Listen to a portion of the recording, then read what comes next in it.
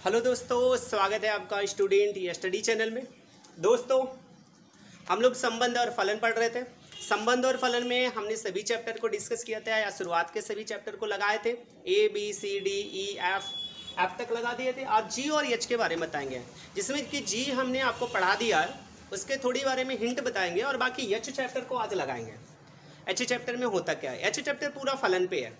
अभी इसके पहले आपने संबंध पढ़ा, जबकि आपके चैप्टर का नाम है संबंध और फलन। संबंध तो पूरा पढ़ लिया था, आज हम फलन के बारे में डिस्कस करेंगे। ठीक, चलिए पहले जी वाले चैप्टर के बारे में क्या था। जैसे जी वाले चैप्टर में सब देखेंगे तो आपको पूरा चैप्टर आधारित होगा क्या यह सममित है, सममित, स्वतुल्य, संक्रमक, फिर इसके बाद प्रतिसममित, फिर इसके बाद प्रतिसममित के बाद लास्ट वाला कौन सा आता है? तत्समक संबंध, और एक आता है तुल्यता संबंध। 6 संबंध होते हैं। अगर आपसे कह दे तुल्यता संबंध के बारे में, तो तुल्यता संबंध के बारे में तो पहले आपको रूल के बारे में डिस्कस करते हैं। अगर वह सममित कह देगा तो आप लिखोगे x, y belongs to r, तो y, x भी बिलोंग्स टू r होना चाहिए, जबकि x और y is the element of किसके? a के। और दूसरी बात आती है स्वतुल्य की, तो स्वतुल्य में आपने देखा था, sorry, x belongs to a, मतलब x जो है वह तत्व है a का, तो x बिलोंग्स टू r होना चाहिए। तीसरा था संक्रमक संबंध। संक्रमक संबंध में आपने लिखा होता है x, y belongs to r और y, z belongs to r, तो x, z भी बिलोंग्स टू किसके होना चाहिए? r होना चाहिए, जो कि हमने इसके पहले वाले एग्जांपल में बताया था, जो आपने प्रश्नावली ई में पढ़ा था। ठीक, और प्रतिसम्मित में आपने पढ़ा था x, y belongs to r, तो आपने देखा था x भी belongs, x, y belongs to r, जहाँ x बराबर y होना चाहिए, मतलब y, z belongs to r, तो x बराबर y होना चाहिए। और इसके बाद तत्समक संबंध में आपने पढ़ा था x, y belongs to r, तो x, y बिलोंग्स टू, नहीं, x, y belongs to a, तो x, y belongs to r, जहाँ x बराबर y होना चाहिए। और तुल्यता संबंध के लिए आपका प्रतिसम्मित, स्वतुल्य और संक्रमक तीनों होने चाहिए, तो वह कैसा संबंध होता है? तुल्यता संबंध होता है। तो इसमें आप प्रश्नावली जी लगा देना। और जी लगाने के बाद आज हम लोग एच के बारे में डिस्कस करेंगे, फलन कब होता है और फलन कब नहीं होता है। ओके दोस्तों, जैसे और फलन की बात करता है तो आज हम लोग फलन के बारे में पढ़ेंगे, और फलन का मतलब वह कब होगा फलन और कब नहीं होगा, ये बात आती है फलन के। तो फलन क्या होगा कि एक फलन क्या होता है, ये अगर आपके पास दो समुच्चय है, एक समुच्चय x और दूसरा समुच्चय क्या y, इन दोनों में संबंध हो, जैसे यहाँ पे लिखा हो a b c और इसमें लिखा हो 1 2 3, कुछ भी लिखा हो, इससे कोई फर्क नहीं पड़ता, 1 2 3। अब कह दे a का संबंध 1 से है, b का संबंध 2 से है और c का संबंध 3 से है। ठीक, और दूसरा 3 4 फिगर बनाते हैं। यहाँ पे लिखा गया था a b c और यहाँ पे लिखा 1 2, a का संबंध 1 से, b का संबंध और c का संबंध। ठीक, तीसरा यहाँ पे लिख दे a b c, यहाँ पे लिख दे 1 2 3, a का संबंध 1 से, b को c, 2 का 3 से, और इसमें ओपन कर दिया, इसको छोड़ दिया।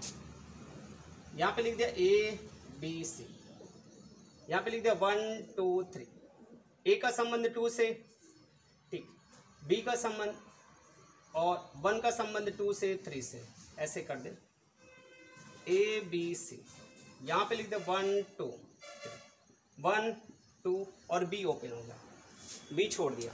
ठीक, यहाँ पर हो गया a b c, यहाँ पर हो गया a b और यहाँ पर हो गया 1 2 3 4, इसका इससे, इसका इससे, इसका इससे, और ठीक।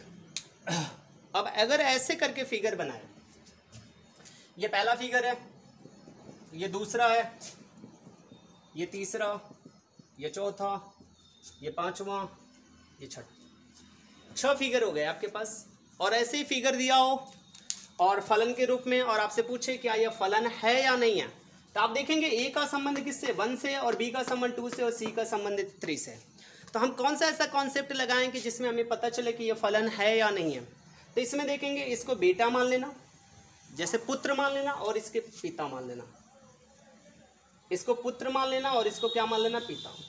x जो होगा समुच्चय होगा उसको पुत्र मान लेना, और जो y समुच्चय होगा उसको क्या मान लेना? पिता मान लेना। ठीक, अब देखो, हर पुत्र का संबंध किसी न किसी पिता से होता है। ए का पिता कौन हुआ 1, बी का पिता कौन हुआ 2 और सी का पिता 3, तो यह फलन है।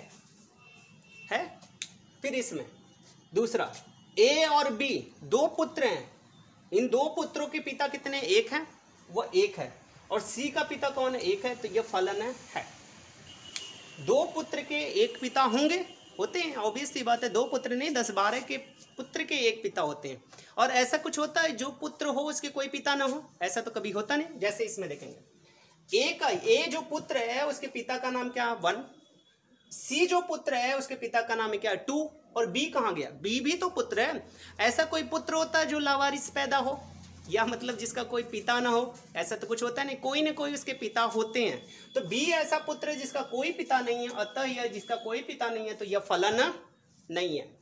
फिर इसमें देखेंगे अगर सपोज दैट इसका भी संबंध इससे नहीं होता, तो ए और जो सी हैं दो पुत्र हैं, दोनों पुत्रों के पिता का नाम क्या है 1 है, और बी एक ऐसा पुत्र है जिसके कोई पिता का नाम नहीं है, अतः यह फलन नहीं है। इसमें देखेंगे 1 के पिता का, ए के पिता का नाम 1 और सी के पिता का नाम 3, और बी ऐसा है जिसके पिता का नाम ही नहीं पता है, या बी ऐसा पुत्र है जिसके पिता का कोई संबंध ही नहीं बना हुआ, अतः यह कोई फंक्शन नहीं है। इसमें देखेंगे ए के पिता का नाम 1, और इसमें देखें बी एक पुत्र है जिसके पिता 2, 3, 4। ऐसा कभी होता है कि एक पुत्र के 3-4 पिता हों? ऐसा तो कभी होता नहीं होगा, कि होता है? कभी सोचना मत उल्टा, ऐसा कभी नहीं होता। ए का पुत्र, ए तो अकेला पुत्र है, दो पुत्र के एक पिता हो सकते हैं, जैसे इसमें सवाल लगाया था, दो पुत्र के एक पिता हो सकते हैं, लेकिन एक पुत्र के 3 पिता नहीं हो सकते, 2 भी है, 3 भी है और 4 ही भी है। ऐसा कभी होता है? ऐसा कभी नहीं होता। तो इस वजह से यह फलन नहीं है। तो चीजें ये थोड़ी से ध्यान देना कि जब हमारे पास पुत्र होता है, अगर 2 पुत्र हों या 3 पुत्र हों, उसके एक पिता हो सकते हैं, लेकिन एक पुत्र के 2 या 3 पिता नहीं हो सकते। जैसे एग्जांपल नंबर 6 में बी एक पुत्र है, उसके 2, 3 और 4 पिता हैं, तो ऐसा कभी नहीं हो सकता एक पुत्र के 3 पिता हो। इस वजह से यह फलन नहीं है, और यह भी नहीं रहा, और पहला और दूसरा फलन रहा। 2 पुत्र के एक पिता हो सकते हैं, तो यह फलन है। ठीक, तो ये रहा फलन के बारे में जिक्र किया। और अक्सर इसको लिखा कैसे जाएगा, हम लोग एक्स भुज और कोटि से समझ जाएंगे, और बाकी कुछ नहीं है। 1EH प्रश्नावली में आ जाना। 1EH में जैसे आपके पास वक्र दिया होगा, यह वक्र दे दिया, यह वक्र दे दिया, यह वक्र दे दिया, ऐसे करके वक्र दे दिया, ठीक, ऐसे वक्र दे दिया, ऐसे दे दिया, कुछ भी दे दिया मनमानी तरीके से, और आपको फिगर दिया होगा और कहेगा कि क्या यह फलन है, और आपको चेक करके बताना होगा फलन के बारे में, फंक्शन है या नहीं है। तो आपको करना क्या होगा, फिगर तो दे दिया जैसे प्रश्नावली 1EH में दिया होगा, तो आप देखे होंगे ध्यान से कि 1EH में क्या आता है, कैसे हमें चेक करना होता है।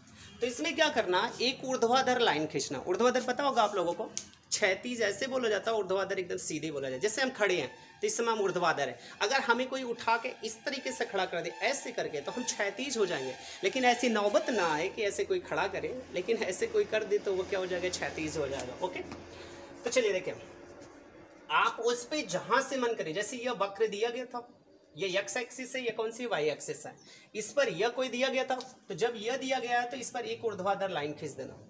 जब एक ऊर्ध्वाधर लाइन खींच देंगे तो यह वक्र को देखो कितने बिंदुओं पर काटता, एक बिंदु पर काटता है। जब एक बिंदु पर काटेगा तो वह फलन है। क्या है, वह फलन है। देखेंगे यहाँ पर एक ऊर्ध्वाधर लाइन खींचेंगे तो यह वक्र को कितने बिंदुओं पर काटता, ऊर्ध्वाधर खींचना है, क्षैतिज नहीं खींचना, क्योंकि ऊर्ध्वाधर जब आप खींचोगे तो एक ही यक्ष है, यक्ष का एक ही मान होगा। जब यक्ष का एक मान होगा तो वाई के एक ऊपर मान प्राप्त होंगे, एक नीचे प्राप्त होंगे। ऊपर वाला प्लस होगा और नीचे वाला क्या होगा, ऋणात्मक होगा। यक्ष के एक मान के लिए वाई के 2 मान प्राप्त हो रहे हैं। मैंने कहा था एक पुत्र के दो बाप नहीं हो सकते, एक पुत्र के 2 पिता नहीं हो सकते। तो पुत्र तो हमारा यक्ष कहलाता और जो पिता होता वह वाई कहलाता। तो एक ही पुत्र के 2 पिता नहीं हो सकते, अतः यह फलन नहीं है। यहाँ पर देखेंगे वक्र खींचेंगे तो यह वक्र को कितने बिंदुओं पर काटता है, 2 बिंदुओं पर काटता, अतः यह फलन नहीं है। यहाँ पर काटेंगे तो यह वक्र को सिर्फ 1 बिंदु पर काटता, अतः यह फलन है।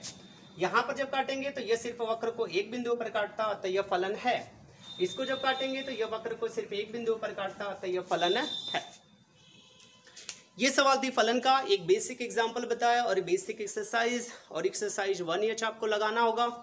एक्सरसाइज 1H में जैसे आप एक्सरसाइज 1H ओपन करिए, 1H ओपन करने के बाद उसमें लिखा होगा कि क्या इन सभी जो वक्र दिया गया था, क्या इन सभी वक्रों में क्या यह फलन है,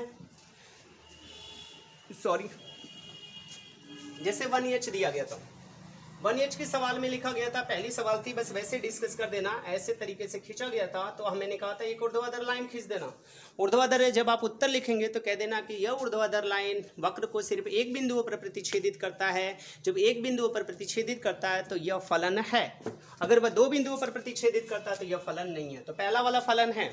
और जब दूसरा वाला देखेंगे ऐसे करके बनाया हुआ है आपके सवाल में 1H में इस तरीके से बनाया हुआ है, तो ऊर्ध्वाधर लाइन खींच दिया, जब ऊर्ध्वाधर लाइन खींच दिया तो यह वक्र को कितने बिंदुओं पर प्रतिच्छेदित करता है, 2, अतः यह फलन नहीं है, यह फलन नहीं है। और तीसरा फिगर देखेंगे, जब इस तरीके से बनाया हुआ तो एक ऊपर वृत्त बनाया, एक नीचे वृत्त बनाया, जब ऊर्ध्वाधर लाइन खींचेंगे तो ये देखो वक्र को कितने बिंदुओं पर प्रतिच्छेदित करता है, 2 बिंदुओं पर, 2 2 4 बिंदुओं पर प्रतिच्छेदित करता है, यह वक्र को 4 बिंदुओं पर प्रतिच्छेदित करता है, अतः यह फलन नहीं है।